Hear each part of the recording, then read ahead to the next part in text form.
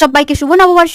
আজকে দেখাবো পয়লা বৈশাখের একটা নতুন ডিজাইন। কদিন আগে আমার কলেজের ক্লাসমেট সঞ্চালিত ভাই হ্যান্ডমেড জুয়েলারির জন্য কন্ট্যাক্ট করে। হঠাৎ অনেক করে রিকোয়েস্ট করে জিজুর জন্য একটা পাঞ্জাবি বানিয়ে দিতে। আমি তো মানা করি, কারণ এখন অসম্ভব।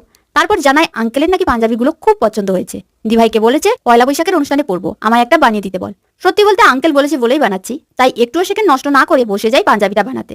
এই পাঞ্জাবিটাতে সব ডিজাইনই চেঞ্জ করেছি, একটা নিউ লুক দেওয়ার চেষ্টা করেছি। লাস্ট নাইট সবকিছু কমপ্লিট করে ঘুমিয়েছি ভোর 5টায়। বলতেই পারো চোরের মতো আলো জ্বেলে কাজ করেছি। না হলে বাড়ির লোক জানলে রক্ষে নেই, তারা কি বুঝবে কাজের দায়িত্ব? কালকে পাঠাবো কি করে?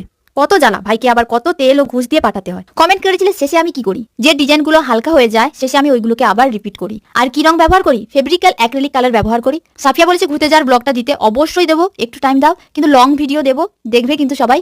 সত্যি আমি এত জায়গায় গিয়েছি, এর থেকে বেশি আমি কোনো জায়গাতে খুশি হ্যাপি হইনি। প্রচন্ড এনজয় করেছি শুধুমাত্র ফুলের জন্য। যাই হোক, দিভাই পাঞ্জাবিটা খুব খুব পছন্দ হয়েছে। তোমাদের কেমন লাগলো জানিও। দেখা হচ্ছে কালকে।